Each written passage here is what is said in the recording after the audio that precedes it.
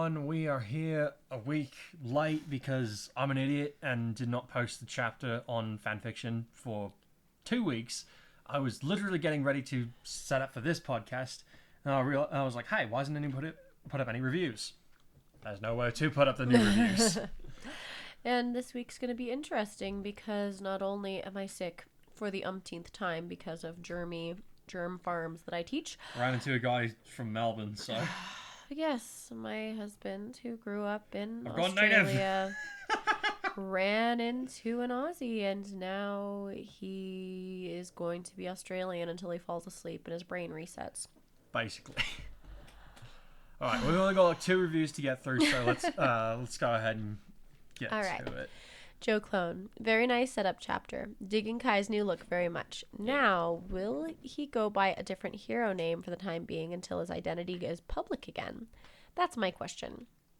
That will be answered shortly. No, he's just not. He's not really giving his name because he's trying to be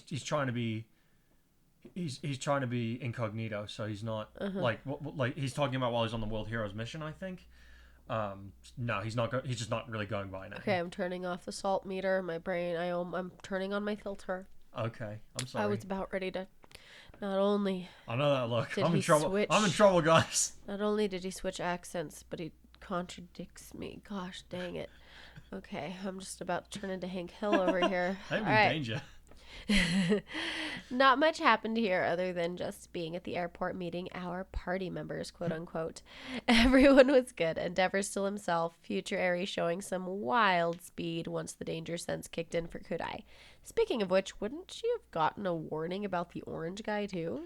No, I went through this in the chapters following her, like kind of her explanation of things is that the Doctor in the future was able to remove some of the quirk factors. So basically she's got the raw power of One for All and a connection to the vestiges, but she doesn't have any of the secondary quirks that were part of it. Yeah, okay. Because I was like, okay, I had to curb the power somehow, even if it was just a bit. I don't think that was clear because I was not aware of that. Yeah, Okaru was like doing some studies and he was like, yeah, she doesn't have the other quirks. Okay, got it. I'm extremely curious about Bakugo and Weiss in this relationship. Like, is it all competition like the Counting Bodies a few chapters back? Has Weiss attempted to be a little bit more romantic towards him? You've opened the well, and I am dreading what we're going to find down there. Just like Kakariko. Hopefully nothing is bloody. I don't know what that is. No idea what Kakariko is, mate. I'm sorry. Must be a ship name or something. Maybe. What was I gonna say? There's a lot of competition in it. Maybe we'll get to see a little bit more about what they do. But I think leaving you guys leaving it to the imagination. I was gonna say I think leaving you guys to wonder about it is more fun in this instance. Mm-hmm. That's the kind of thing where if this was like a more popular story, people would be making, fan comics about the weird nonsense. It's like, how does this work? No, that's a good question. Thank you, Joe Claude. Yeah, thanks. I'm gonna leave this next review to my resident pretend Aussie. Excuse you. I'm just kidding. Discount. Your discount Aussie. Discount, okay. not fake. I'm discount. All right, yeah, because you did live there. It is real. Your brain literally just clicked into middle school mode. I've been with him long enough. Next time I'll try and like get a nap in before a podcast. No, I've watched them love it. I've been with you long enough that I genuinely believe you that you can't control it because you've tried and it just won't. It just like I try to go American and it sounds like a really bad American accent. It was literally like a 1-minute conversation and it reset his brain. I'm so done. Okay, I love you guys. All right, I'll let you take this next one. All right, so Silly Kira writes in, says, you had me worried there for a minute. I was wondering what happened to the upload since you usually let us know in advance when you'll be missing the usual schedule. Glad to hear it was just a case of forgetfulness that caused the delay. Yeah, honestly, I'm really embarrassed about that because I don't think that I've missed a scheduled update just because I forgot. Like, it's happened because there's been a scheduling conflict or because I was sick and I was just like, I'm not feeling up to it. I don't remember just forgetting about it. So, like, to me, that's very embarrassing. I'm very sorry that happened. We're putting up the next podcast next week just to keep up and get back with the schedule. I'm glad they were worried about this. That's very kind. Yeah, that's nice of you guys. Thanks. Let's see. As for the story itself, I find myself eagerly awaiting the development should it take place between future Ari and Kurai, or rather Cronoa and Kai. It'd be very interesting, I'm sure, because up to now, we've only seen Kurai interact in a very warm and caring manner toward little Ari, while he seemed more wary of her older counterpart. Whether that was simply because she was the one to bring him back, or because of what she represented, i.e. his failures and what he was meant to become, we haven't really seen him let his guard down around her before. In this chapter, however, we see him treat her a little more like her younger self, even though the dynamic is clearly different. Okay, yeah, I'm glad they picked up on that, because I was there's a lot of really difficult balancing acts that I'm having to maintain at the same time, and their dynamic is one of those. Because she's the same. It's like it's the girl that he rescued so long ago. Yeah, for her is even longer, but she's not a little kid. He has to remember that. Yeah. We're actually there's gonna be more moments that like kind of explore that a little more explicitly as time goes on, and some of them are gonna be really funny. Well, he's also finally in a place where he's not like a hot mess. Yeah. And he can actually like. He's being himself. Yeah, and like have actual interactions with her where he's not going off. He's not resenting her. Yeah. He on some level up to now he's blamed her. Oh yeah. Like he resented what she did. Dumb little girl just did this, even though she's like his age. But that was kind of how he was looking at it. Yeah, exactly. But yeah, he's got his head on more straight now, so he's he can empathize with her and he can be kind to her. Let's see. He is still basically what All Might was to Deku for a long time, but at the same time, both of them are student heroes themselves. I predict the challenge for him going forward will be not to be protective of her like he would be little Ari. On Cronoa's part, I look forward to seeing how she will learn to view him as an equal in their chosen profession, especially considering that they are both proper one-for-all wielders. However it plays out, I'm sure that it's going to be a great addition to the dynamics driving the character developments in this story. There's definitely something to that. I would definitely call them friends at this point. But them learning to interact as heroes is gonna be another bit of that. Like, it's a very multifaceted relationship. The nice thing is, at this point, like you said earlier, their quirks operate differently, even though they're the same quirk now. So because she just has the raw power, whereas he has all the different functions. Yeah, she has the raw power and the rewind. Yeah, so that's and rewind. That's right, because it has hers. Yeah. So that she's almost more like All Might in that way, just because she has the raw power. But she also has rewind. That being said, because their quirks are different enough, I feel like they should be able to come into their own in different ways, because they're going to start channeling their quirk completely differently as they develop. So I think I think there's a conversation coming up at some point that they kind of have with Deku. It's like, why does they're kind of like trying to brainstorm. It's like, okay, my one for all does this and hers does that. It's like how do we go about this kind of thing. I want to know what happens. No, never mind. What's that? Sorry, a combination of my sick NyQuil brain and the coffee that I just chugged is really random. I'm like, what? And I'm sure there's any number of fan fictions about this. But what if a One for All user had a child? What gets passed on? Is it just their genetic? I've honestly been this curious about the same thing. Yeah. I haven't managed to find one where that's explored. Okay, that's your homework, guys. Find a good fan fiction where somebody with a One for All quirk has an actual child. Yeah, because wait a minute. No, because not as Shimura. She didn't get it until after she had her kids. But it's I think it's implied that she didn't get One for All until after she'd already had born. kids. Yeah. That was kind of what my understanding was. Yeah. And so I'm just curious about that. Yeah. Tell us what you think. I'm kind of curious as to what her son's quirk was, because Shigaraki's was a mutation. Yeah. I'll have to do some thinking on that. Does it deteriorate? Maybe that's the reason. Does your quirk just cause you to deteriorate because of One for All is not meant to be passed away. I mean, I don't know. I'm curious. I want to know. Maybe. Tell me, guys. Sorry, I'm getting. I'm like. No, it's a good question. I'm sick, curious but about that. faster now. I'm I'm curious about that myself. I have a super powerful urge to pick up the bass guitar next to me and start playing it, but I won't. No. I won't. Let's see.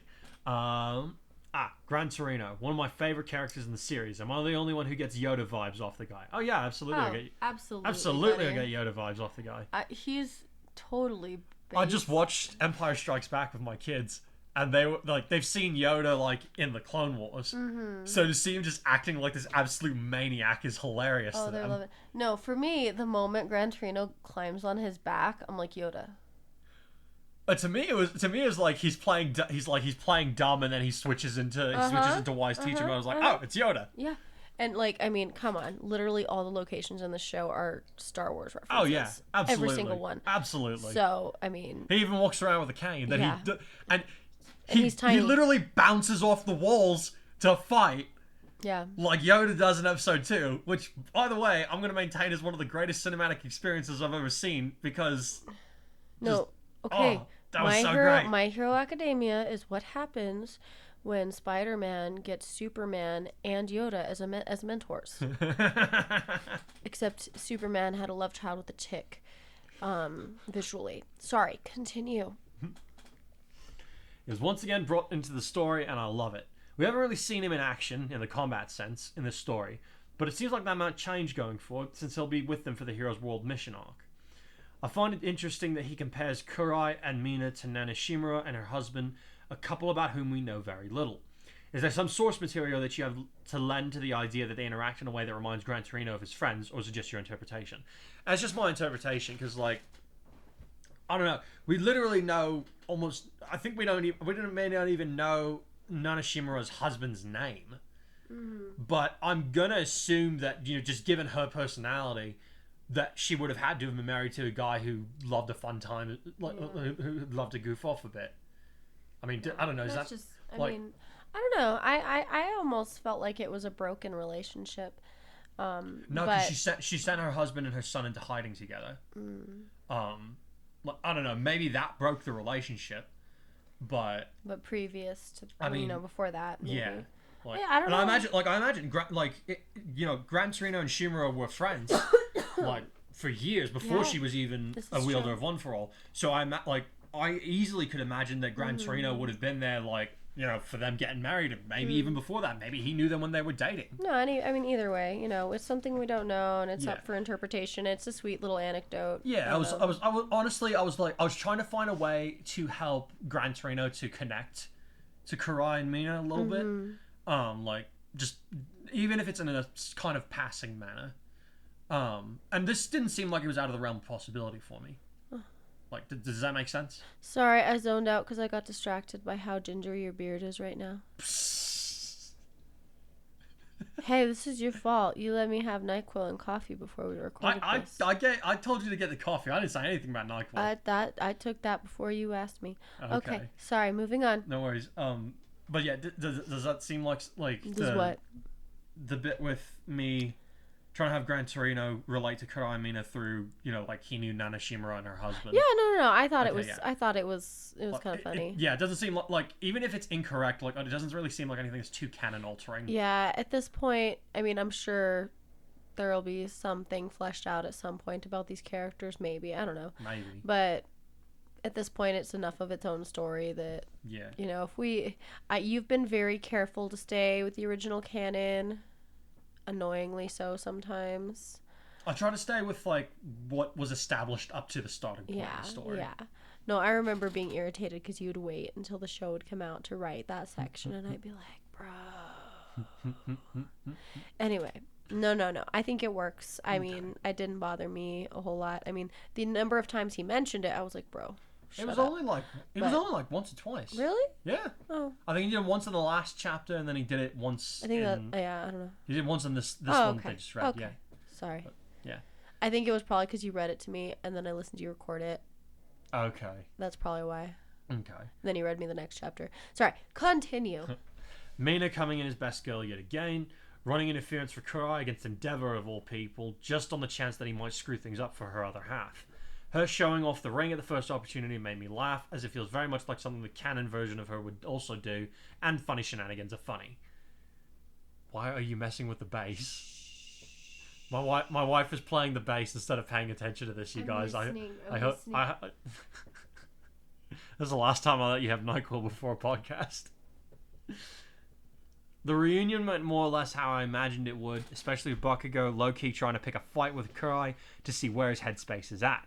Weiss somewhat breaking character and giving Kurai a giant hug was hilarious and kind of unexpected, until I remembered that two of her best friends are Ruby Rose and Yang Xiaolong. Oh yeah, absolutely. Like if Weiss cares about somebody, she's immediately gonna she's absolutely gonna give them a hug. She's gonna be very embarrassed about it after the fact, but she'll do it. I was surprised by it, but it worked. Yeah. I think. Like I was a bit surprised that I decided to go with that too, but it felt like the right thing to do. In the moment of writing, I don't know. Uh-huh. When you play a bass, it like vibrates against your chest.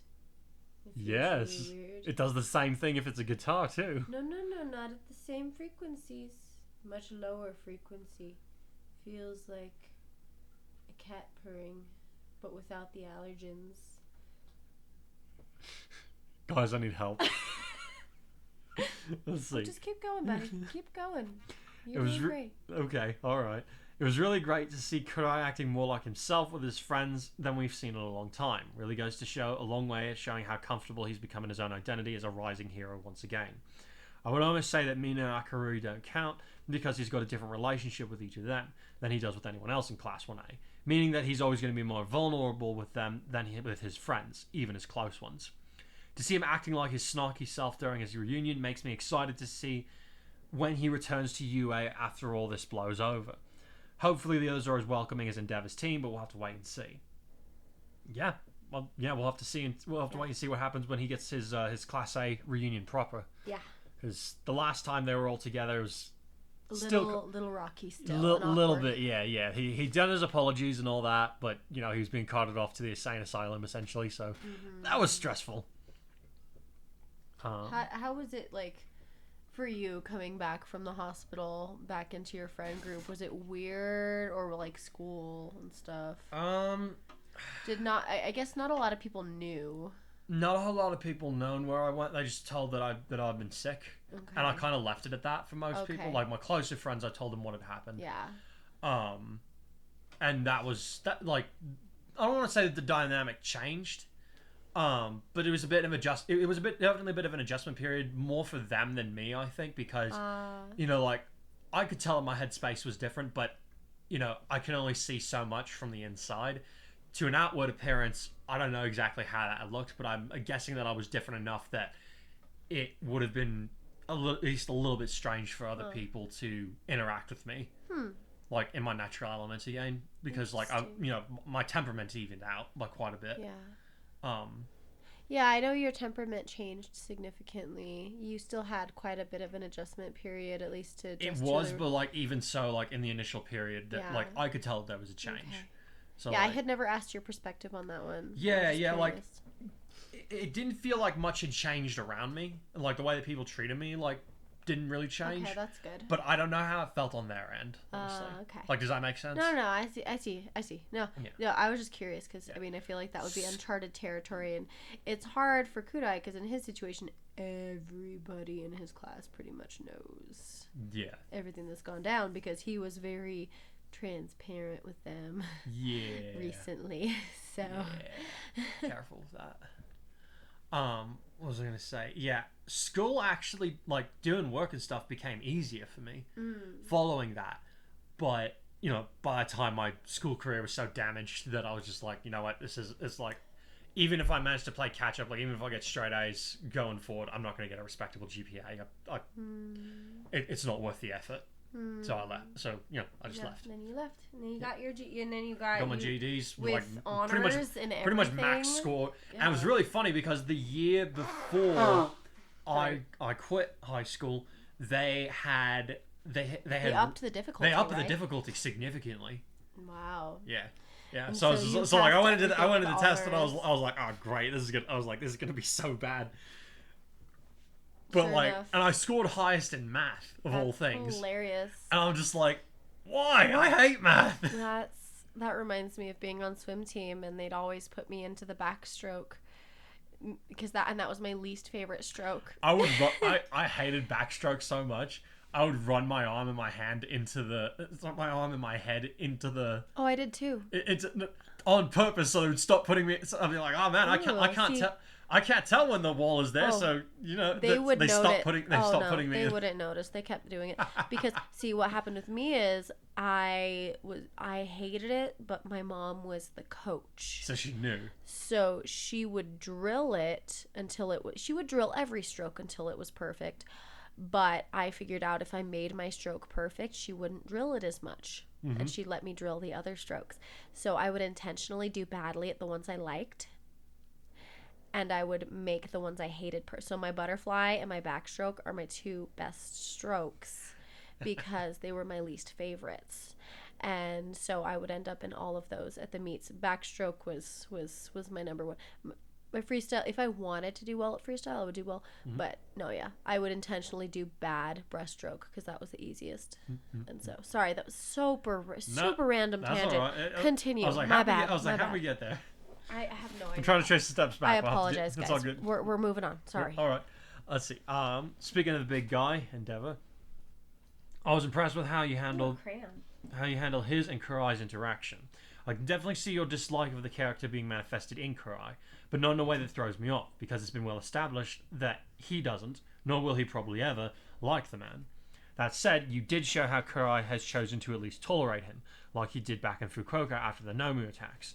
It really feels like they picked up where they left off from that point, even with everything that has happened, which is incredibly organic writing, at least from my perspective. That's really distracting. I'm sorry.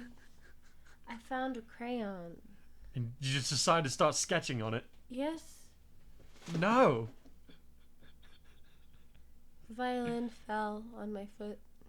That's not my fault. Let's see. This is incredibly organic writing, at least. I'm glad you feel that. I'm glad you feel that. Yeah, like we've gone over it 101 times. I'm trying to treat the characters that I dislike with the respect that they are due, at least in the context of the story. I think that shows growth from you for sure. We've kind of gone over that. Yeah, but thanks for saying as much. I'm glad to know that I'm at least continuing on that trend. Endeavor doesn't try to befriend Kurai here, but he does make sure that he acknowledges what he has done for his son, and by extension him. Really goes to show how much Endeavor has grown by this point himself. I know it has been said before, but you have improved tremendously in your handling of characters for whom you have a personal dislike. I appreciate you saying that. New hero costume. I gotta wonder the same thing as Kurai here. How long has Okurui been working on the new threats? Did he think that the Guardian hero would return regardless of what Kurai claimed otherwise? Was there another reason for him making this new outfit? Honestly, Okurui kind of made it in a hope that Kurai would return. But it's kind of one of those things was like he made it, but he didn't really think that he was going to have an opportunity to give it to him. I think it was more therapeutic for himself than anything else. Yeah. Kind of trying to sort through those feelings. Yeah, definitely. It was kind of a moment of like, if he was a hero, this is what he's like. If he was going to become a hero, you know, he'd be good wearing this. My heart. I can't. But yeah, that's an interesting question. Yes, he did not throw that together in like 2 hours when Eri was like on her way out to give him his hero costume and all that. He already had that done up. Let's see. Judging from that preview, we're about to see what Deku's been working on with his new quirk. All aboard the hype train. Best wishes to you and your family, Mataris. Happy writing until the next one. Thank you. I appreciate that. So kind. Yeah. Y'all are so nice. We got some really great readers. But we have kept them waiting way past long enough. So we're gonna go ahead and get you guys get on with the next chapter. So cheers. See you in a little bit. I've been wandering in my mind lately. I've been looking for a place to rest my head, for the road that lies ahead. Always fighting for the ones beside me. You could try it, but her heart's so far from dead. You will believe it.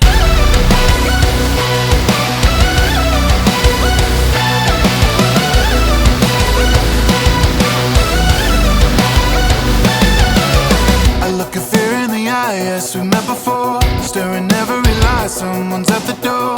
You keep walking the line, I stuck to the floor. Nothing wrong in my mind, I've always wanted more. I've been walking on coals half of my whole life. Gotten better to bruise just to get it right. Climbing every hilltop through pain and strife. But when my summit is reached, I'll be out of sight.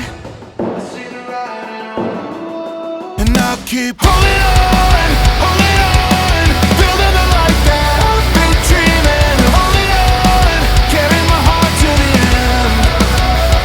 And they'll say, who was wrong, will I reach the heights I'm scaling? I'll rise above, so in the fire within.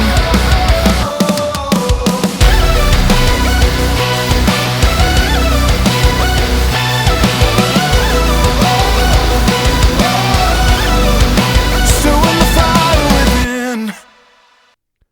Accused. Stop flailing around. Easy for you to say! Deku bit back a curse as he felt a bullet whiz past his ear, far too close for comfort, especially given current circumstances. If he just had a moment to collect himself, the Greenette would have used it to comprehensively wonder just what on earth had happened in the last 2 minutes. The day had really started out simple enough. After settling into their temporary headquarters with Endeavor's agency in Otheon, he, Bakugo, and Todoroki had been sent on a grocery run to gather supplies for the pros, much to his blonde rival's irritation. In fact, he has suspected that Bakugo was rather pleased when a duo of robbers had raced past them, one of them carrying a suitcase full of what they assumed to be pilfered valuables. Almost without even hearing the shouts of the shop owner that had been robbed, the young heroes sprang into action, with Ground Zero and Freezer Burn in hot pursuit. Deku had more or less silently relegated himself to cleanup duty as he trailed behind them, taking time to make sure that no one was seriously injured in the wake of the thieves' escape, as well as preventing any collateral damage within his reach. As he had given chase, he reflected for a moment that keeping property from being destroyed would have been a lot easier if he had ever managed to master Black Whip. Still, given that he was now able to use Energon fairly efficiently, thanks in no small part to the gauntlets made by Akarui, he was able to move more quickly and confidently than he had with One for All, as he no longer feared breaking his bones in the event that something unexpected occurred. After the villains had torn down an alleyway, with Ground Zero chasing after one who seemed to have some kind of an explosive ability similar to his own, not that anyone would be stupid enough to compare the two's quality within Bakugo's earshot, Freezer Burn finally managed to run down the second thief. The man seemed to have the ability to generate a miniature tornado around his body that allowed him to move quickly, even through the crowded city, though it proved powerless against an ice wall. Just as Deku had managed to catch up with his friend, the half-and-half hero was realizing that the second thief had ditched the case at some point. This led to Deku looking around the narrowed route and catch a glimpse of somebody running away from their location, down another side alley. He instantly gave chase, trusting Freezer Burn to handle the delivery of the other villain into custody to his friend. The pursuit lasted longer than he had expected, with the new criminal, a boy not much older than Deku himself, managing to give him a pretty spectacular run for his money throughout the city. The hero lost sight of his quarry 2 or 3 times, and only when he managed to corner the boy at a train station was he able to try and get some straight answers. He was shabbily dressed and incredibly shifty looking, not to mention how smoothly he dodged each of Deku's questions without giving anything in the way of a direct answer. Still, he had a briefcase in his hand, identical to the one that the heroes had seen the villains passing off to one another during the chase, so he was pretty sure he'd got the right guy, until it turned out there was nothing more in the case than some paperwork and writing utensils. Absolutely nothing to tie its owner to a jewel heist. Deku had been horrified by his own assumptions and repeatedly begged the other boy for forgiveness, who suddenly looked a lot less self-assured than he had been when he had been getting grilled by the hero a minute ago. Deku supposed it was only natural. After being chased and harassed by an unknown hero, he could understand the adrenaline wearing off and the stress of it all finally catching up to the poor guy. In spite of the shabby-looking kid's insistence that he was fine, Deku had been about to offer him a lift to the hospital when they suddenly found themselves surrounded on all sides by over 24 police vehicles, including Otheon's equivalent to SWAT. The runner had immediately collapsed in sheer terror at the sight of over 30 guns, pistols and rifles alike, being aimed right at him. Deku had tried to talk the police down, but was more or less ignored in favor of the acting sergeant announcing they had to have permission to use lethal force before they all opened fire. Deku had acted just in time to blast the ground in front of himself and the other kid, kicking up a dust cloud that hid them from view long enough for him to scoop the other boy onto his shoulder and then make a beeline for a nearby rooftop. This only bought them a moment, however, because the second that the frightened civilians nearby started pointing and shouting in their direction, the police continued to shoot at them, forcing Deku to take the other boy on the run before he could even ask if he was all right. It was all he could do to tell him not to flail around before he took off as fast as he dared. From rooftop to rooftop he bounded, doing everything he could to keep away from the heavily populated areas, as he could not bear the thought of a civilian getting caught up in this crossfire. Why are they so hostile? He had to wonder as there were even more police officers after them than he had originally thought. A new squad coming up the road toward him, while the original pursuers kept hot on his trail. Even if this is about stolen jewels, they shouldn't have been so antagonistic right off the bat. What happened? Checking to see that there were no people in the road between him and the oncoming officers while his rescue screamed in terror, Deku aimed the palm that wasn't carrying his unwilling passenger at the lead car and concentrated harder, firing a rod of light that pierced the car's hood at an angle and destroyed the tire on the passenger's side, sending the car slamming into a thick signpost and causing a swerving pileup behind them as the officer's compatriots attempted to avoid hitting him directly. This also forced the original pursuit squad to come to a halt as the pileup spilled out onto the intersection, allowing Deku a moment to set his passenger down as soon as they were out of sight from the police. What was that all about? He asked, more to himself than the other boy, who seemed like he was on the verge of being really sick now. Before he could even think about giving an answer, Deku realized it had been a mistake to assume the danger was past just because they had lost their initial pursuers. A flash of sparkling green light caught his eye, headed right for the other boys, so he acted the only way he knew how, interposing himself between the projectile's target and the missile itself, firing compact lasers from both hands in a manner reminiscent of Ground Zero's AP machine gun maneuver. As whatever was coming at them was too small and fast for him to be able to hope to match its precision, he had to hope and pray that quantity would beat quality in this instance. Fortunately for the two boys, it was. One or two of the lasers collided with the projectile and blew it to smithereens, which allowed Deku time to do two things. First, he grabbed the other boy again and took off toward the river that ran along the border of Otheon's capital, keeping an eye out for more green projectiles or regular bullets that might be coming for them. The second thing he did was take a moment to realize that whatever it was that had just tried to take him out, or the other boy, it was not a standard weapon, which meant that it had to have come from someone's quirk. A villain, he thought with certainty as his gaze tracked three more green projectiles headed for him, arrows he could now see. Why would a villain attack the same person the police are after? Even as he had the thought, he unleashed another storm of lasers that intercepted the arrows as he ran, all while he searched for the vantage point of the person shooting at them. He nearly mistimed his landing on the next rooftop, but he found the archer, taking aim again from afar. Feeling his temper surge uncharacteristically, Deku furrowed his brow as he drew back his left fist while muttering, "That's enough." Flinging his fist in the direction of their attacker and concentrating harder than ever, he shouted, "Aquarius, flash!"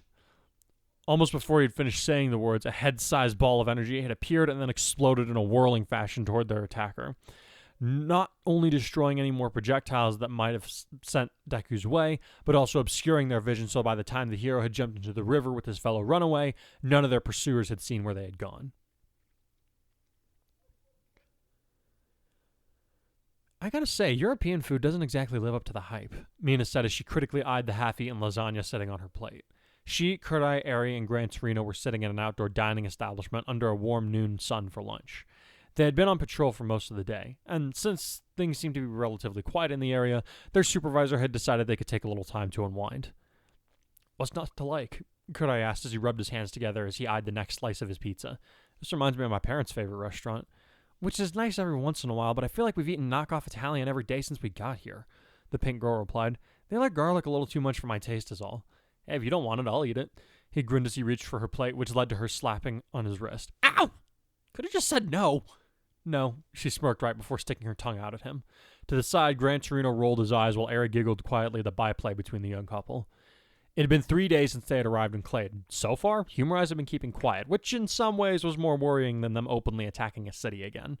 In the meantime, the young heroes had kept themselves busy with stopping thefts and a couple of muggings. Kurai had done his best to stay out of the sight of any social media posts, even though they were in another country with few chances to have his identity revealed, but it seemed that his and his classmates' efforts were still enough to grab the attention of a number of locals. They hadn't been swarmed by the media like Kurai had been in Japan at any given point, but there had been a few people who had approached them with friendly intentions after seeing the new heroes in action. Following their initial appearance and stopping a bomber from blowing up a 4-star restaurant, Kurai had been more or less consigned to using Black Whip as his given quirk in public, since he didn't want to have people asking questions about why he appeared to possess multiple powers. He could still use Danger Sense without anyone being the wiser, not that he really had a choice with that one, but he had to be clever about using the raw physical abilities given to him by One for All, nor could he use Float or Smokescreen without giving himself away. Thanks to some extensive digging into the past users done by his brother, he knew that the third's quirk was some kind of speed and possibly power enhancement, but he had not yet tried to use the power, nor had the man's vestige offered him any kind of help in understanding the ability. Neither he nor the second seemed to like Kurai, having called him too soft to do what was necessary to secure a future free of All For One's influence. Thanks to some of the memories he had received from the first, he knew that both men had killed villains that stood in their way when they were alive, and had done so without remorse. Because Kurai was of the opinion that death should not be dealt so cavalierly, only as a final resort in battle, the two heroes of old kept themselves to themselves whenever the previous vestiges contacted him from within the psychic realm. This would probably become a source of contention for Kurai later on down the line, but he had hands plentiful trying to learn the practical applications for the other powers that had been willingly bestowed upon him by the other vestiges. As Kurai contemplated these developments, he found himself grinning wryly without even realizing it until Eri asked him what he was thinking about. Just that my life is a lot wackier than I could have ever predicted it would be, he admitted. I mean, think about it. Rise to heroism, death, resuscitation, physical rehab, learning about my family's mistakes, more heroics, death, resurrection, mental rehab, new powers, worldwide threat. Even if I didn't get diagnosed with some version of crazy or another, I think I'm going to need more counseling when this is all over. Do you think you'll be able to see the same counselors before? Mina asked. She tilted her head in confusion when his face fell before he answered, That won't be possible. She died during the humorize attack. Oh, sweetie, I'm so sorry. The pink girl apologized as she reached over and grasped his hand. He had told her about the progress he had made thanks to Sayori, so to hear that she had met such an unnecessary fate was disheartening. You're sure? Gran Torino asked with a somber expression on his face. Yeah, Kurai nodded without hesitation. When my vestige took over my body, we searched the hospital for survivors and restrained the patients who were trying to escape. Found what was left of her body before we had to make our way outside. Sorry to hear that, kid. The old man said sympathetically. You doing all right with all of that? Better than I expected, I suppose, the boy admitted. I mean, I'm not going on a psychotic rampage, even though I'm feeling pretty bummed out, so... Progress? I'll take it, Mina said as she squeezed his hand. It seemed as though she wanted to add something else, but then Kurai's scouter alerted him to an incoming call. It's Todoroki, he informed the others as he withdrew his hand and answered the call. What's up, man? Even though his phone had been destroyed in Kanto, the scouter could still function as a replacement device until he got his hands on another mobile. We have a situation on our hands, his friend replied quickly, causing him to stiffen in his seat. Look up Midoriya's hero name in the World Hero Alliance database. Mina, Eri, look up Deku with the Alliance, quick, he said as he felt a pit start to grow in his stomach. When they frowned and did so, he asked Todoroki, Should I even ask how bad this is? You won't have to once you see the report, the other boy answered. Bakugo, Shinya, and I are planning to head to the border of Clade, and we're pretty sure Midoriya is already on his way to meet you. Why is he coming to Clade? Holy crap! Mina yelled, startling not only Kurai, but several of the other patrons nearby. Without being prompted, she thrust her phone in her boyfriend's face, forcing him to see an announcement that took him a good 5 seconds to make sense of. The requested report title read, Japanese hero Deku wanted for mass murder. Come again for Kai! He sputtered as he snatched the phone up and all but shot out of his seat. Todoroki, what the hell am I looking at? Across the table, Eri was showing the news to Gran Torino, who looked just as disconcerted as the rest of them. He's been framed by someone, probably the local government, the other boy replied grimly. The biggest issue facing us is that we don't know why. They've shut out Endeavor and the agency from the investigation under the premise that it would be a conflict of interest for us to get involved in his pursuit. That and the authorities have been given permission to use lethal force to bring him in. Son of a... Kurai paused, forced himself to take a deep breath, then exhale it slowly as he counted to 10. When he's sure he'd be able to talk without losing his temper at the situation, he asked, Does this have something to do with humorize? Even though his voice was mostly under control, Mina couldn't help but notice the way his arms were shaking while his eyes became glassy and unfocused. Possibly, but I'll get to that in a minute. You said that you and our other classmates are headed this way. What about Endeavor? As he spoke, his right hand spasmed slightly. It was only thanks to Blackwhip that he didn't drop Mina's phone into his half-finished food. He's obligated to fulfill his duty here in Otheon, Todoroki answered while Kurai shook his head silently in response to Mina's searching gaze before using his quirk to deposit the device into her open hand. As his acting sidekicks, it's our job to make sure he can do his job without worrying over the broader details of this posting. Kurai's mouth stretched into a wry grin before he sat back down and said, Smooth. What makes you think that Izuku's headed our way, though? His eyes were returning to a more alert state, though he was clearly not quite on his game just yet. He sent me a message before he disconnected his phone to stay off the government's radar. His friend replied quickly. I had to do some guesswork since it was coded, but it makes sense to me that he would seek reinforcements with you and Ari. He did mention that there was someone with him who seems to have been caught up in whatever conspiracy this is, but he didn't have time to give me all the details. Got it. Expect a +1 when we find him. Kurai nodded. If I remember correctly, there's only one road that borders a train track running between these two countries, right?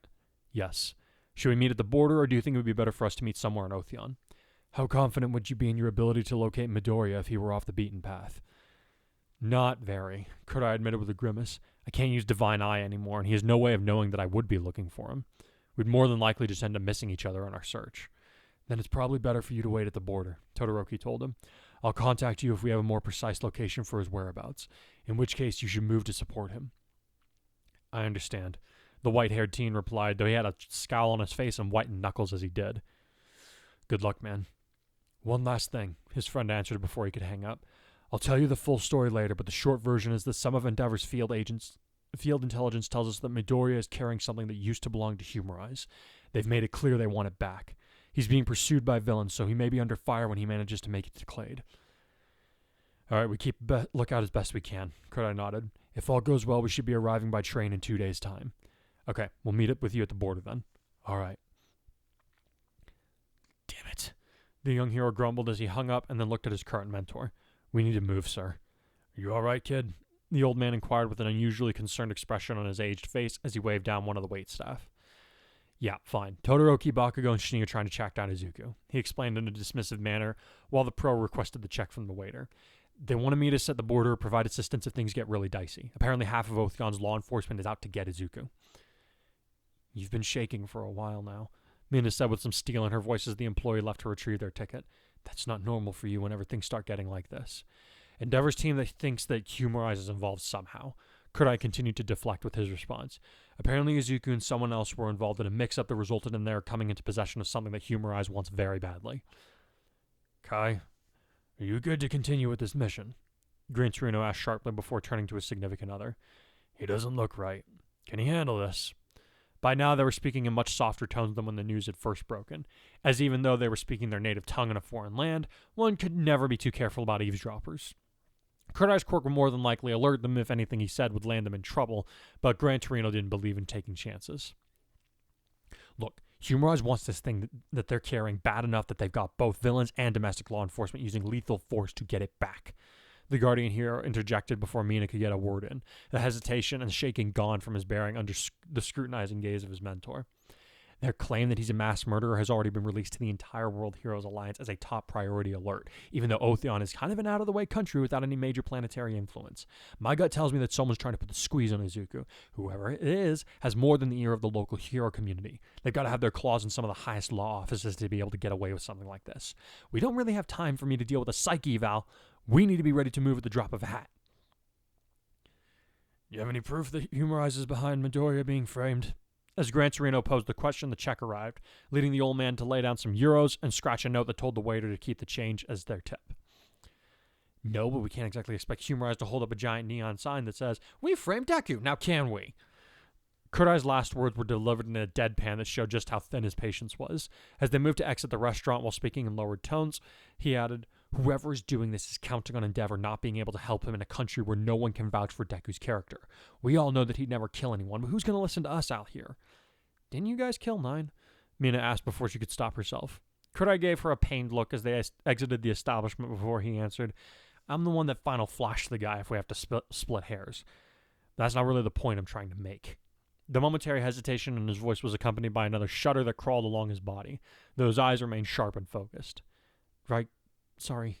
Mina looked contrite that she had inadvertently forced him to recall one of the most traumatic moments of his life, but at the same time, if a mere memory could undo him in the moment of relative quiet, there was no way that they could chance taking him into a battle. Looking over at the 3 expectant faces directed at him, Gran Torino grumbled, "Toshinori still knows how to pick the trouble magnets, doesn't he?" "Sir?" "Well, we can't just all go to the border and sit in our hands while we wait for Midoriya to arrive," he told them as they turned off the main street onto a back alley. "We're only allowed in this country as we are to help with the global crisis at hand. Unless we have proof that Humorize is involved in his setup, we can't just sit around and wait to spring a trap. We're expected to help out the local heroes however we can in the interim. You also don't just expect us to sit here and wait for news that Izuku was arrested on false charges, do you? Kurai shot back irritably. Watch it, kid, Gran Torino warned him. I get that he's your friend, but we have a responsibility to act like heroes, first and foremost. Believe it or not, I remember what it was like to have a friend like that at your age. I know the lengths you're willing to go to save him. Let's just make sure that we put that determination to an appropriate use. The girls watched as Kurai visibly struggled to contain himself for several seconds before he let out another long breath and said, All right, you're the pro. What are you seeing that us newbies aren't? We've got a sizable portion of law enforcement that is likely under the control of a hostile terrorist group that's remained undetected for years, and is now risking exposure because they've thrown all their chips in with hunting down Midoriya. The older hero answered as he leaned on his cane. They want him so badly they've all but thrown the barest of caution to the winds. They'd never have made it this long if they were stupid. Which means they've been backed into some kind of corner, and are acting out of fear. Even if we don't know the precise trigger for this fear, do you have any idea how we might exploit it? The three teenagers exchanged uneasy looks as their minds raced in an attempt to see what he was getting at. Kurai was doing his best to be objective, but his worry for his friend was making it exceedingly difficult, and Eri wasn't doing much better. Mina was also worried for their green-haired friend, but for once, she was the first to see the bigger picture that the others were too stressed to make out. We could capitalize on their fear factor, she said aloud, drawing everyone's attention to her. Like Gran Torino said, whatever Izuku or this mystery person he has with him has done to make them nervous, they're hardly being rational. What if we gave them something else to think about that would be even more terrifying? An element so unexpected and improbable that if it doesn't send them into a full-blown panic, it would at least make them second-guess their next moves. Kurai was about to ask what kind of deterrent they could possibly have that fit such a criteria when he realized she was looking at him with a pointed gaze. Oh, he said as he leaned back against the alley wall, a thoughtful look coming over his face. That'd probably do it. Unlike earlier when faced with a sudden scenario that involved placing an enormous amount of stress on his shaken sanity, the boy remained fairly relaxed as his eyes continued to remain bright and alert. He's in his element right now, Mina realized. It might prove to be different if he went into combat as he was now, but the part of his mind that had been hardwired into him from a young age was seemingly proving effective at keeping his mind sharp and on point without distractions from his immense trauma. You up to coming out of hiding, kid? Gran Torino asked him without any traces of humor in the smile he was giving the boy. There's a chance this backfires and Humor Eyes retaliates with their global bomb strikes. You ready to take that risk? Kurai thought for a moment before he answered. The fact that they're sticking to their schedule even though they're panicking tells me they aren't ready for their big attack. If they could have wiped out everyone with quirks, they'd have done it already. The odds are in our favor that my reemergence will only cause further panic among their numbers and weaken morale. Might even buy the world a little more time if the other branches start to lose the faith in their leader's ability to contain the situation. Kind of like how All Might used to deter crimes from even happening just because villains knew he would catch them in the act if they tried anything. Eri mused aloud, her eyes watching for any sign of stress manifesting itself in the flesh again. The world has seen what you can do several times now. There's no denying your power or your ability to use it well. No one in their right mind would challenge you openly. Unfortunately, villains are hardly ever in their right minds, Mina grumbled. True, but many of their followers do so mostly out of a fear of their power. Kurai pointed out, if we give them an alternative, something to fear even more, there's a good chance that your prediction will play out. Even if all of them don't back away out of a fear of me, there would likely be a significant amount of inner conflicts. Turning to Gran Torino, he nodded and said, I think it's worth the risk. One little problem, Eri said before the older hero could say anything on the matter. How are you going to call out the humorized members that are hiding out in Otheon's law enforcement before they have you arrested too? Easy, Kurai said with a lazy, familiar smile. I'm not going to give them a chance to shut me up. His bearing was so starkly contrast to when he had nearly lost his cool mere moments ago that Mina could almost forget that it had happened at all. Sounds like you're having something in the way of a plan, newbie. We don't have proof that they're humorized, the boy said as he cracked his knuckles ominously, and just like that, his friend's hackles were raised again. But they don't have the jurisdiction to arrest me if I'm in another country when I call them out. Better yet, while they're scrambling to deny accusations and deter the suspicions that I'm going to plant in everyone's minds, it'll mean even less coordination between them and their field agents. He wasn't shaking with the burden of his memories again, but the look in his coal-black eyes was not that of a stable person. Please tell me you're not planning to have Akudori hijack their media networks. Eri said as her own body grew rigid, as if in response to the tension emanating from the other wielder of One for All. That's cyber terrorism. Not even he'd be able to talk his way out of that. Of course not, don't be ridiculous. Kurai replied, though his smile remained fixed in place, which did nothing to help the others relax. Why does that not make me feel any better? The 11th wielder muttered. I'm just going to have him make breaking news that no media station worth their salt would ever pass up on. As long as it's nothing illegal and gets those humorized yahoos working up into doing something stupid, I'll agree to play the role of supervisor, Gran Torino informed them, also keeping his guard up for the first sign of trouble from his young charge. I don't understand technical jargon unless it's my microwave back home. Just let me know when we're good to head to the border with Otheon. Sir, yes, sir. His ready acceptance of the order helped the others to breathe a little easier, especially since it would seem that he would still respond appropriately to the chain of command. Even so, the maniac gleam in his eye remained as they all made for their hotel across town, which resulted in Mina and Eri both making several silent petitions to his ancestors that he wasn't about to come apart all over again. An hour later, Kurai was on the phone with Akudori, who sounded more than a little tired when he picked up. Can you do it? He asked his brother as he paced in front of his bed while Mina and Eri were engaged in their own phone calls. Dude, I have not slept in nearly 40 hours, and in case it slipped your mind, the sun's not exactly at its peak where I'm at, the younger boy groused. I've been trying to figure out where these bastards are hiding the bombs via the social media and dark web, while also experimenting with counter-agents for Trigger. So far, the only thing I've been able to determine that we didn't already know is that they have more than one bomb per humorized base across the globe. We're looking for more like 4 or 5 bombs being deployed from each base, each one at least 10 times more powerful than the one that gassed Kanto. For a minute there, I thought that I'd found the bombs that they probably have rigged in Mexico City, until I realized I was staring at the molecular structure for the cheese powder they put in a damn Dorito. I don't even know how that ended up in my spectrograph. Sorry, familiar voice called in the background. Work snack. Damn it, Hatsumi! Akudori raged, causing Kurai to edge his scouter away from his ear. I said no food in the lab! Not your lab. Akudori, buddy, focus. Kurai said sternly. I take it this means you're too busy to work me into your schedule? Don't put words in my mouth, his brother snorted. Besides, this will give me an excuse to step away from the science project the Alliance has been working me ragged on. I'll say that I'm working on a new cyber sleuthery angle, so they leave me alone for a bit. How long will it actually take? Dude, I've had a way to get videos up on social media platforms across the globe since I was 9. Akudori chortled. Just never had a reason to use the algorithm. I may also have acquired the email addresses of the leading news anchors in several stations. Don't ask me how, I'm not answering that. All I need now is the video itself, and then I can take a freaking nap. Will it translate according to the country it's being viewed in? Kurai inquired. Like you have to ask. I do, actually. Of course it does! Good, Kurai grinned. I'll have that to you in less than 20. By the way, how'd you like your birthday gift? Like you have to ask. I do. Don't you start that! Akudori warned him as he tried to bite back his laughter. I'm currently enjoying them, as a matter of fact, and I'm going to hang up now before you sour the sentiments attached to them. Later.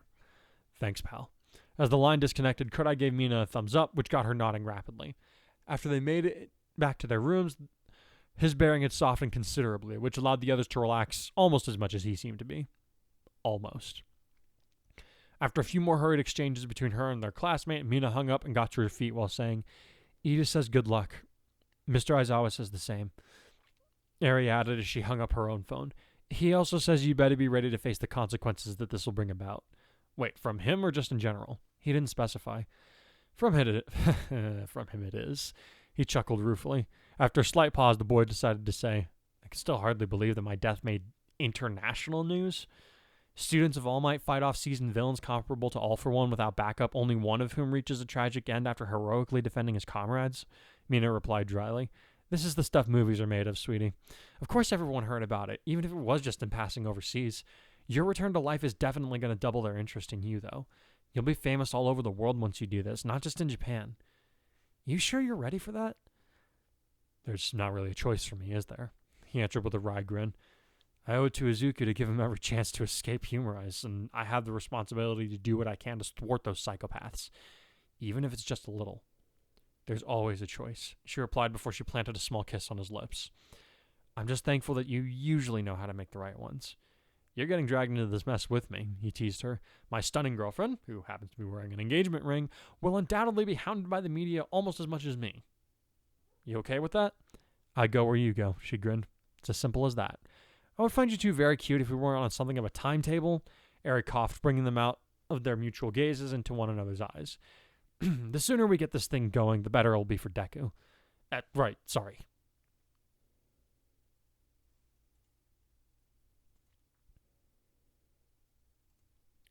About an hour later in Otheon, Todoroki and Bakugo were boarding a train that would get them closer to the border with Clade, though they would have to wait until the following morning to be able to get on the next train that would take them the rest of the way.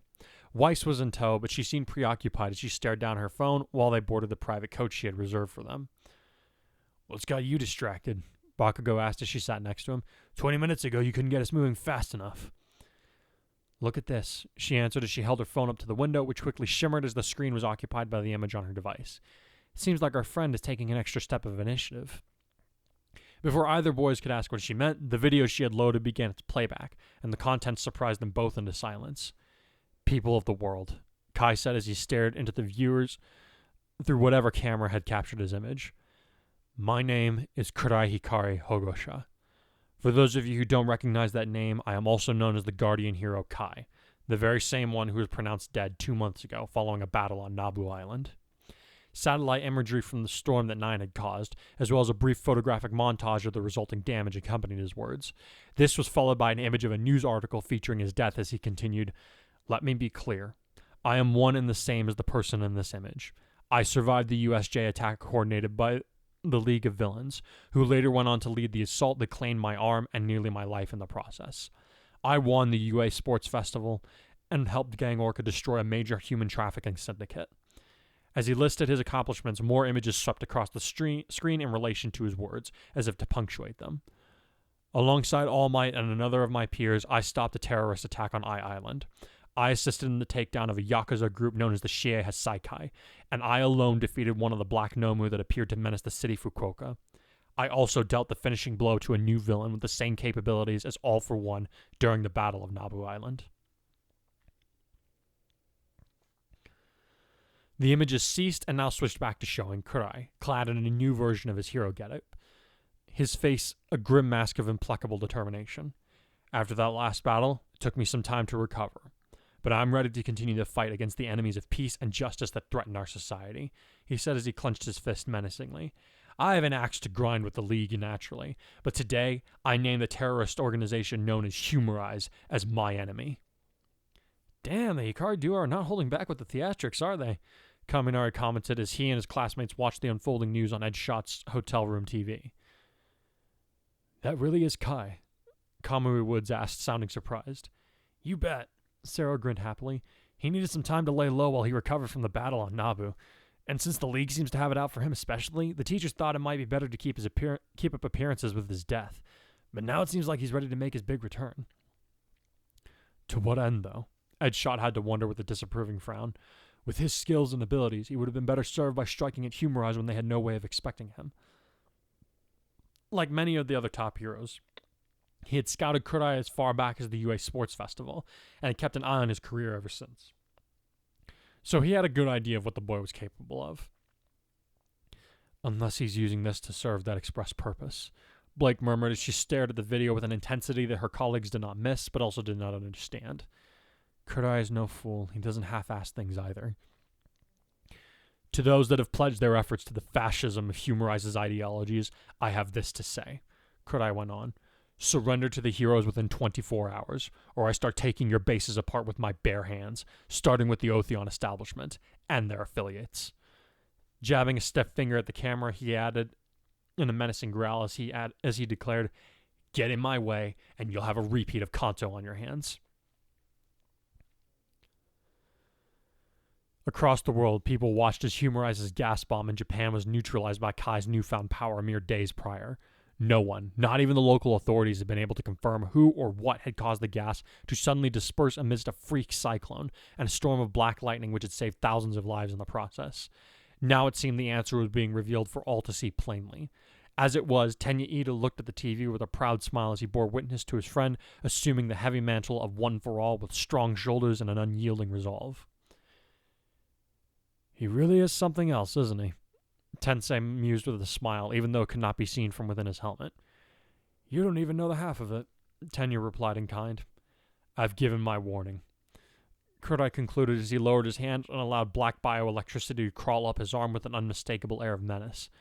Fleckturn, you're planning to topple the world with your twisted ambitions, but I am here to stand my ground and make sure your insanity stops where I do. With that, the video ended, and people the world over began to take to the forums. Many wondered if this truly was the martyred young hero from Japan, while others were only just becoming familiar with his story, wondered what kind of kid had the stones to openly challenge an organization like Kurai.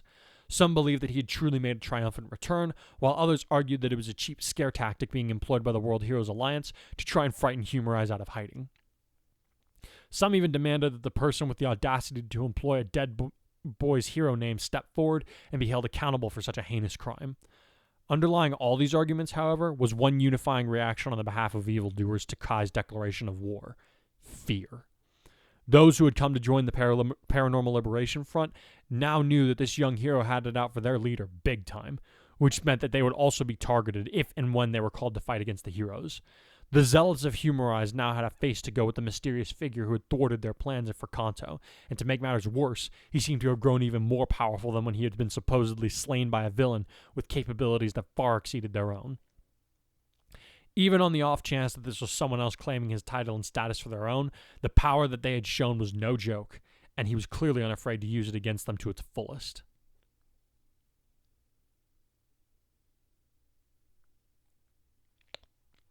All Might and Goodwitch could only watch on with wide eyes from the World Heroes Alliance headquarters as they bore witness to Kurai's undoing of everything they had done to keep his revival a secret until now. Around them, many of the other world leaders of law enforcement were scrambling to determine whether or not this was authentic footage, or if some third party was trying to take advantage of the current situation to further a goal they could not yet fathom. Whatever this video was aiming to accomplish, it had appeared on every social media platform almost simultaneously, and had been offered to just about every news outlet on the globe for public use, some of which were already playing the clip to their audiences, having wanted to capitalize on the attention this would no doubt generate in the days to come.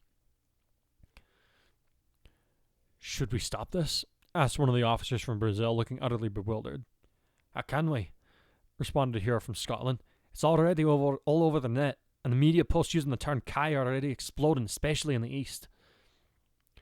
We have officials from Otheon demanding answers as to why they have been singled out for scrutiny by one of our operatives, and what we plan to do to punish the chap for stirring things up without provocation, added a police commissioner from London. As he said this, several of them looked up at All Might, who could only shrug helplessly. I can only assure you the boy in that video is who he says he is, he admitted. Unfortunately, I don't know what he hopes to... He paused as he felt his phone vibrating in his pocket, causing him to pull it out and see the Gran Torino was on the other end. To the other heroes and officers, he held up a hand and said, I may have some answers momentarily. Please excuse me. As soon as he was out of the room, he answered the call and breathed out, Sir, what is young Hikari doing? We have government officials from Otheon demanding that we recall and arrest him. He was supposed to lay low. They threatened his friend, Toshi. Gran Torino answered calmly. Would you have done any differently if they had done this to David or Night Eye? Done everything in your power to make sure that they take the heat off your loved ones directed at you instead? Well, no, All Might admitted as he felt himself deflate just a little. But he's a boy, and he's made unnecessary enemies. He's just getting into using One for All. Toshi Hikari has experienced pain and struggling even greater than you and I have in our long line of this work. Gran Torino interrupted him. He's not a mere boy. He knows what could happen to him because he's taking this path, but he's choosing to bear it so that he can save his friend. Besides, aren't you the one who's always saying that meddling where we don't technically have to is the essence of being a hero?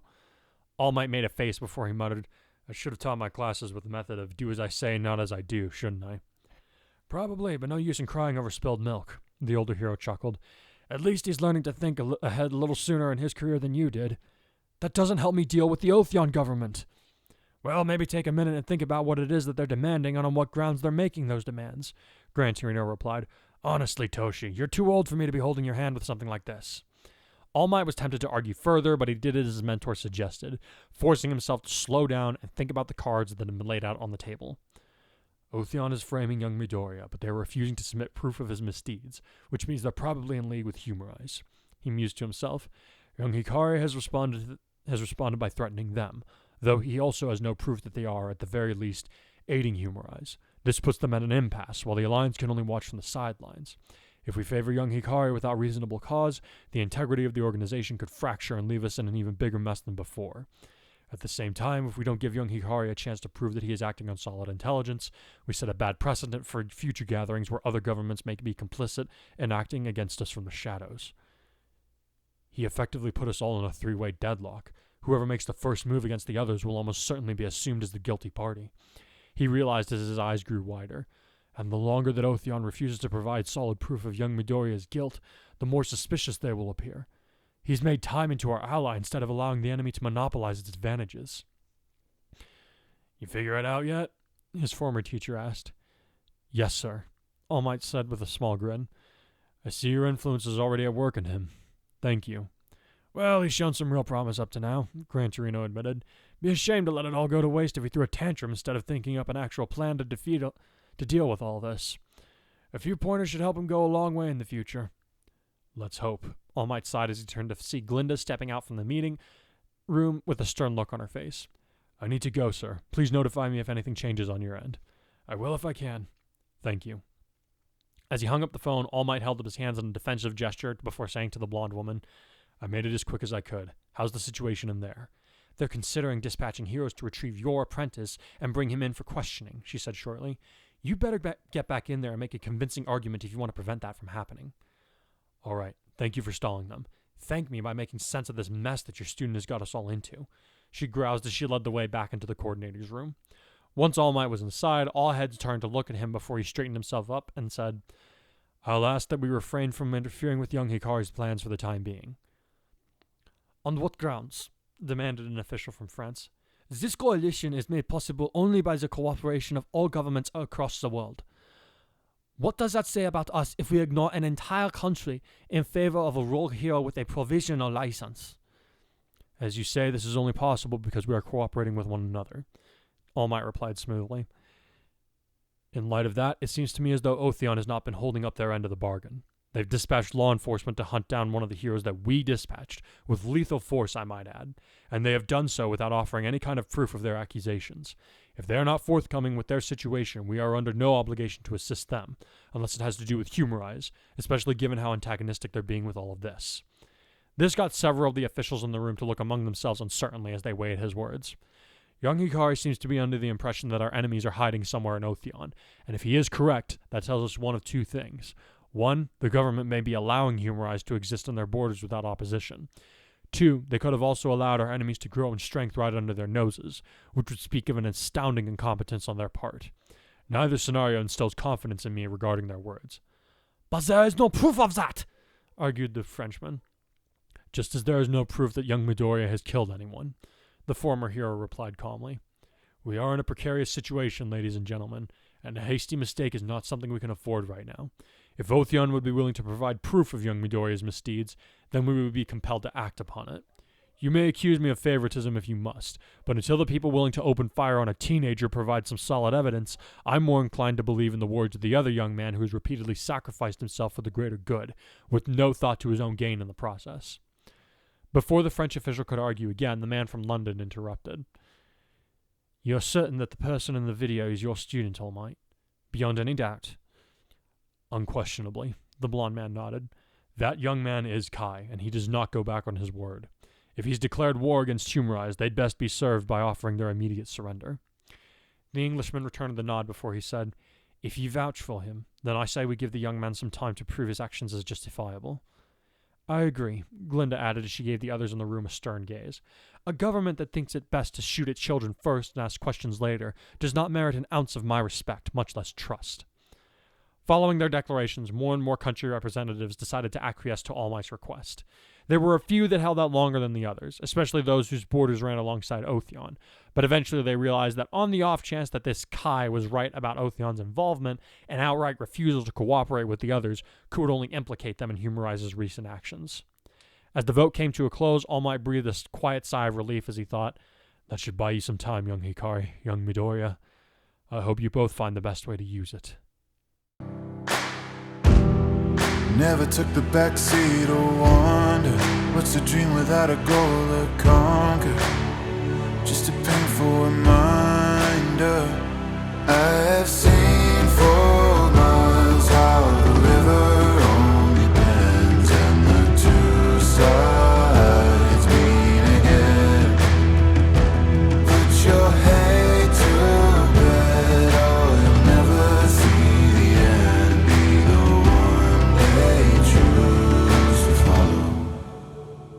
Would you run towards your failures every day? Just to prove that nothing's standing in your way. In the moments I could feel it, when my sacrifice was needed, before they could even see me, I was there, like a flash of lightning. Alright, so I've been promising a bit of more actiony chapter for a bit, Here we and I are. finally delivered on it. Woo. I don't know, what do you think of the chase scene at the beginning? I mean, it was very consistent with the original, except save that I'm proud of myself for actually catching this. The difference in the quirk, and also the uncharacteristic, slight flared temper with our resident Cinnamon roll. cinnamon roll. That's Yep. the word I was looking Yep. for. You Yep. know me. No, I'm got. No, it's really it's a really difficult balancing act because it's still Deku, but Energon does mess with your head. Yep. Like especially like he hasn't had the quirk altered by Akaru's device yet. And in the original, he's extremely bewildered and frightened, and maybe a little frustrated.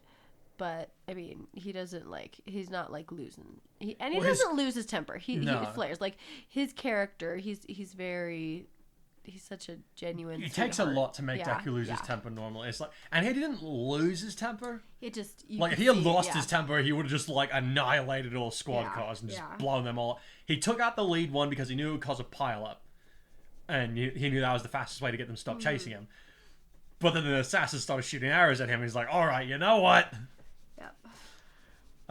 Which could be, might seem a little bit uncharacteristic of him. But Energon messes with your head. Yes. Like, we saw, like, especially in the earlier parts of the story, we saw Kurai lose his temper a lot more often. Yeah. Oh yeah. Like, as time went on, like, he had more reasons to lose his shit, but he actually didn't do it as... Language. This is PG-13. But he didn't... Like, he didn't lose it as often. Like, like if the Yakuza was involved, oh boy, yeah, he immediately start throwing hands. See. And like if he gets pushed hard enough, he'll eventually his temper will give, but he doesn't like go straight to getting mad. Yeah. It's and in the earlier chapters, like I tried to stress a little bit more of like how much of an effort it was for him to keep his temper under control. So He's a Deku's a Hufflepuff. I'm pretty certain that Kurai is a Gryffindor. nope, No? Kurai's a Hufflepuff as well. He's a Hufflepuff. He's a Hufflepuff. He's a Hufflepuff. I can't talk. He's a Hufflepuff. I'm a He is a Hufflepuff. Hufflepuff. I'm good at Akaru- finding things. Akaru's a Ravenclaw, obviously. Yeah. Okay. I actually haven't. I don't think I've actually created a Gryffindor character. Really? Maybe Goran. Maybe Goran is a Gryffindor I character. could see Goran being a Gryffindor. Yeah, maybe. I'd have to take the test for him, but yeah, I don't know. Like, That's interesting. and that's a maybe. That's Because interesting. again, like Hufflepuff's the main quality is loyalty. What about Mitaris' sister? She more of a Ravenclaw? She'd be either Ravenclaw or Gryffindor. Yeah, I feel like she might be a Gryffindor, especially by Maybe. the end of the story. Yeah, maybe. You might be right. Yeah, I have to Sorry. check that out. Sorry, No, it's all good. random tangents again. I'm No, good at that today. I have fun wondering these things. What was I gonna say? So yeah, so we got some slightly uncharacteristic behavior from Deku, but given the context of Energon being the quirk that he's now using, Yes. something's gonna start happening. So that was fun. Then we get to so I didn't really get an opportunity to show it in the previous chapter. Like we see that Kurai's like not sleeping well again. Yeah. Like that's one of the main manifestations of his trauma. But the trauma doesn't lead. This is something I've had to experience for myself and some of my other friends who like have honestly had a lot worse than me. That like they explain that like the trauma doesn't really leave. it just manifests itself differently if it does if it doesn't have its usual outlet. Yeah. Like some outlets are safer than others. There's no denying that, but they're still there. And I kind of want to start covering that because we see Kurai is kind of off his game. Oh yeah. Like he gets Not back. to mention he's been dead, so he hasn't really had a whole lot of time to practice using this quirk. Yeah, like not even using. Not even he doesn't use the quirk to fight in this chapter at all. He uses it to make a little bit of a show, but he doesn't use it to fight. But that's another reason I'm extremely surprised that his teachers allowed him to mobilize at this time. But it just shows how desperate they are for help. I mean, the world is literally gonna die if they don't deploy every asset in their arsenal. Like, but yeah, feeding my nightmares of being drafted, sir. I won't be because of asthma, but you never know. Nah. So yeah, wanted to show him like not unraveling, but showing that the potential is still there. Ah. I see. Like he's still if he's not walking on eggshells, the others are gonna be. Okay. Because it's like he's better, but he's not totally healed, for lack of a better term. Nor will he probably ever be. Like he's been through too much to ever be completely whole again, I think. Yeah. Well, everyone is shaped by the experiences they have, and that's not necessarily a bad thing. But yeah, I wanted it to become more apparent to his companions. This oh wait, he's doing better, but this might still be a problem. Yeah. So. I think that's important to have characters that are like that, because that happens in the real world all the time, and that just makes them less of a two-dimensional character. We don't want that Gary Stu who stays the same all the time. No. It's nice sometimes, but not always. Superman's like the only Gary Stu that I'll accept. Yes, that's just he is supposed to be that way. Yeah. I had a thought. What do you think of the bit? What do you think of Gran Torino's suggestion for them to use Kurai to kind of act as a nuclear deterrent? I remember being very surprised by it, but then warming up to the idea really quickly. Yeah. And I remember I had completely I think I hadn't completely forgotten about it, but you knew it was happening. You just didn't know quite when. Yeah. That's where I'm at this point. Yeah. It's been long enough since you've shared your older drafts with me that I'm like, I have a vague idea of what's going to happen, but it's nice because I get surprised because I'm just a grandma. I'm like my grandma. You can just read it to me, and it's like me reading it for the first time. I get really surprised and excited, even though I'm somewhat familiar with it. Nice. But no. I think it's a pretty cool power move, and addressing the question from one of the reviews, they had said, well, is he going to change his name? Who's going to get accused? Now there's not. There's no need, because it's like, okay, first of all, he's just coming out right here, right now, whether ready or not on his end. He's gonna have to fit that mold, whether he's ready or not, and whether this had happened or not specifically, this set of circumstances, he definitely would have wanted to come back on his own terms. Yeah, like he's been trying to avoid someone else finding him out as much as he can. So I think in some degree it was a relief for him to be able to just all right, you know what, he doesn't like getting hounded by the media. He knows that this is going to be a part of it, but at the same time he's like, I'd rather do this on my terms. Yeah. And if this can help, I really liked being able to include that bit where he's like, look, I literally owe all this to Deku. I owe him every opportunity to be able to escape from Humorize that I can. And it's kind of like ripping off the Band-Aid and helping Deku at the same time. And so it works. Yeah. And, I just love how Akuru just happens to be... Because Akuru Ex Machina... I finally dropped the bass. Sorry, guys. Akuru Ex Machina, as I call him. Yeah.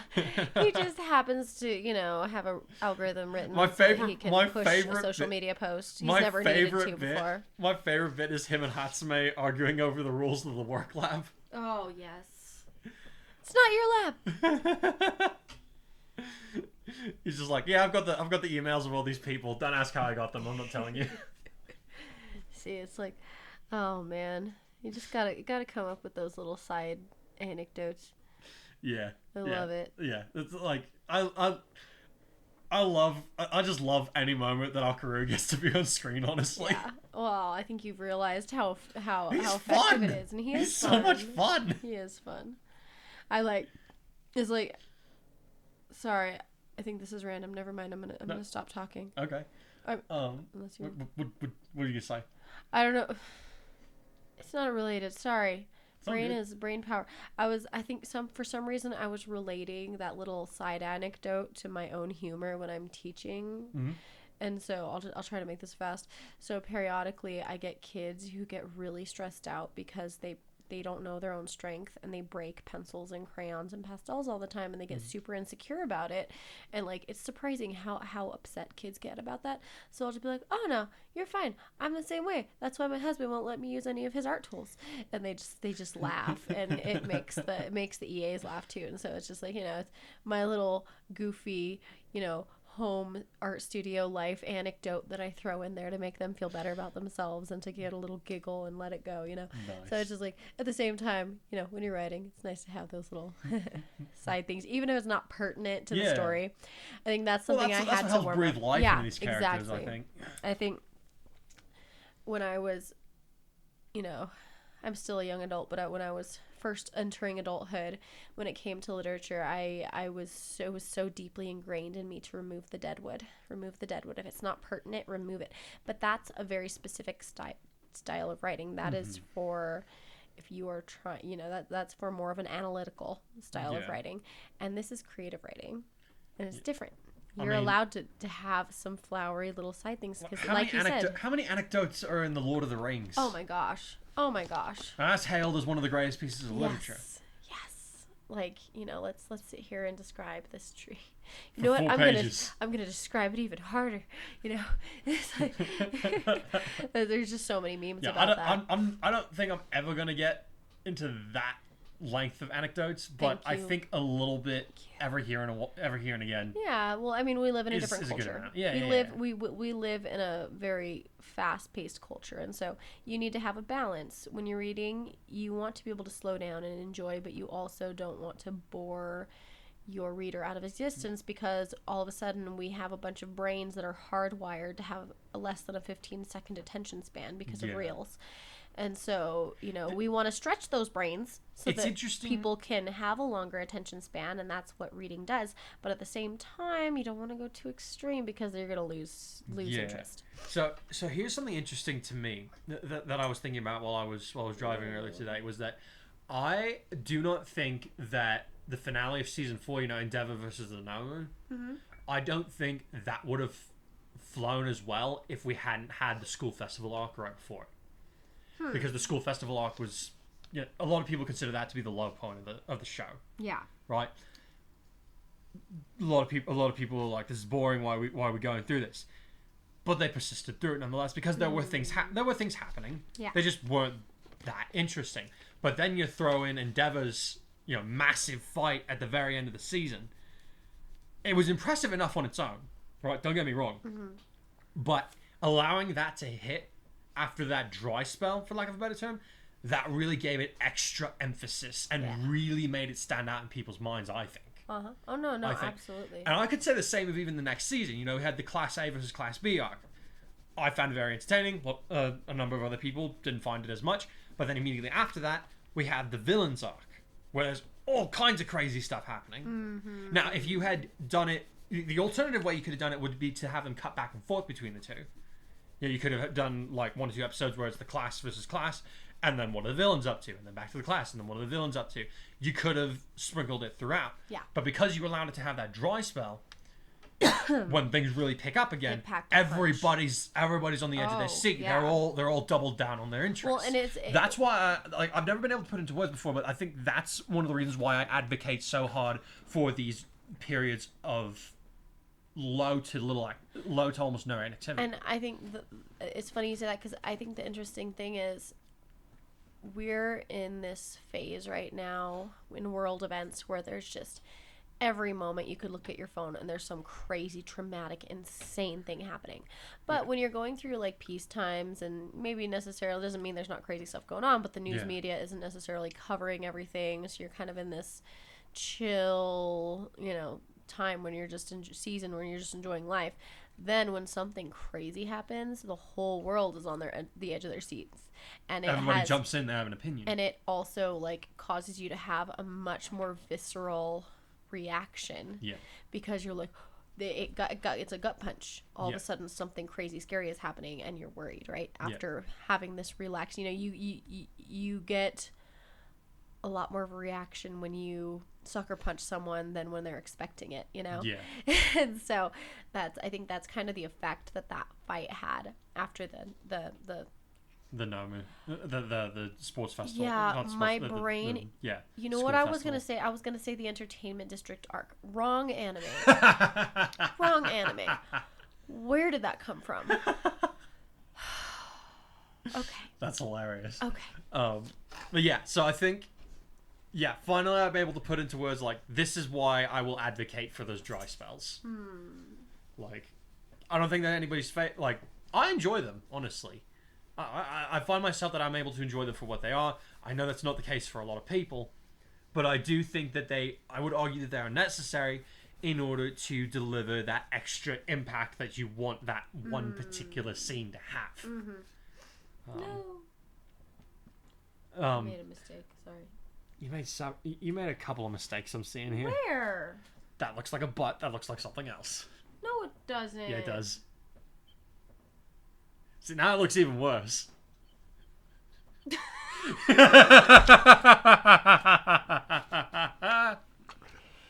Sorry, for context, I'm trying to keep myself busy, so I picked up a random child doodle, and now he's finding innuendos and everything. You found it first. Well, I was just trying to continue. Okay, move on. Sorry. Move on. All right. What do you think of the? I personally love the bit where Gran Torino's like, "All Might, I cannot keep holding your hand. Come on, think it through." Because he calls All Might to give him a heads up about what's going on, and All Might's freaking out. He's like, "What is he doing?" Meanwhile, All Might's just questioning everything, and he's like, "Wow, I suck at as a teacher.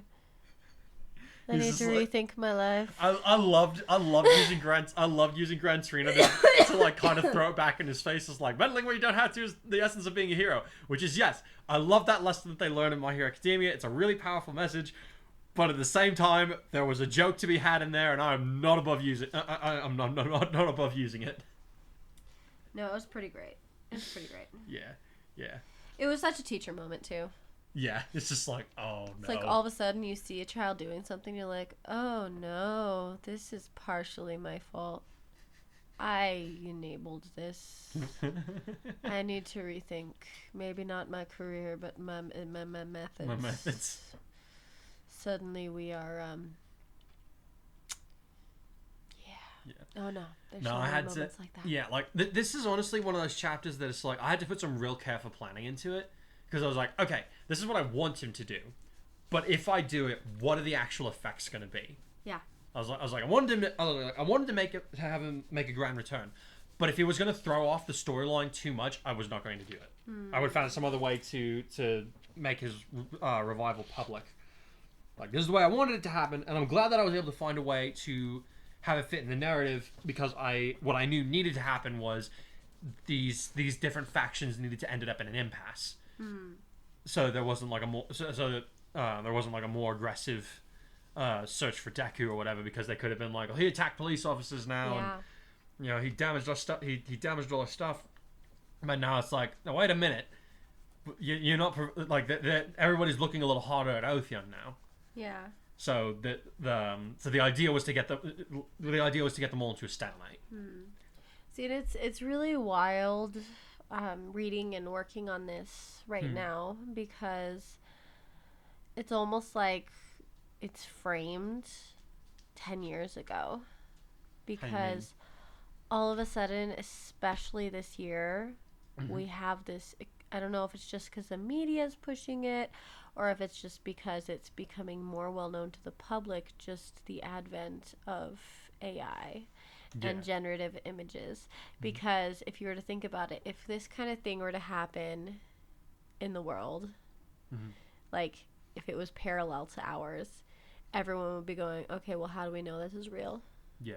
Looks AI to me. He doesn't look like himself. Yeah, that's why I had that bit where like everybody takes to the forums. It's like everybody's got a hot take on it. But it's being more widely accepted than it would be otherwise if you're throwing AI into the thing. Sorry, it's super random. No. It's an interesting thought. It's just it's interesting because I'm curious to see how storytelling is going to change moving forward, not only because we have the whole ethics of AI writing stories, but we also have this culture shift of working alongside AI. And so I'm curious how really worldwide culture is going to shift when it comes to news and what you believe and how you filter it. Yeah. Because I feel like realistic reactions are going to be completely different. And so it's interesting because the reactions we're having would have made sense a few months ago, but now they're almost getting dated. It's just wild how things are changing so quickly. Sorry. No. It's an interesting thought to put forward. It's like I said, like I had that bit where like everybody's taking the forms. Like some people, like even if an AI were to generate something like this, it would have to be like at this point in time, it would have to be told to do so. Like it wouldn't just come up with that. Like AI has not progressed to the point where it's like, oh, I'm going to do this on its own. I mean, I don't know. Maybe some of them have. There's literally a case that came out this week. Oh yeah. Where an AI committed fraud because it reasoned that it was for the greater good. I robot anybody. Yeah, we're there. We're there. Oh boy. All right. I mean, and reading the news articles, because you know me, I doom scroll. I read lots of news articles. Oh yeah. Half of the news articles that I've come across and clicked on, there is a little subnote under the title that says this article was partially generated by AI. That's rather distressing, honestly. It is. So just PSA to anyone listening, if you are reading the news, check for that before you start believing it, because it's frightening. I mean, I don't know. I take the news with a grain of salt anyways. In general, yes. But sorry. Anyway, continue. Yeah. Sorry. But yeah, so we got that bit where like everybody's got an opinion on something like this. I love the little bit where Aries like, all right, Isaiah says you better be ready to face the consequences of your action. From him or just in general? He didn't say. Oh boy. Yeah, from him. Yeah, that was good. That was classic. Right there.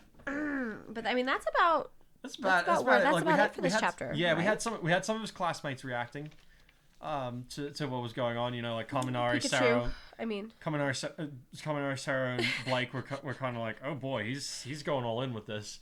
And we have Ingenium. We have the Ingenium. Zoom, follow the rules. Zoom, follow the rules. I love that card. I love that bit. That was the most succinct and accurate description of his character. Oh. Did your black crayon die? I broke my crayon. Oh no. Should we call it on account of the death of the black crayon then? Yes, I'm sad. Okay.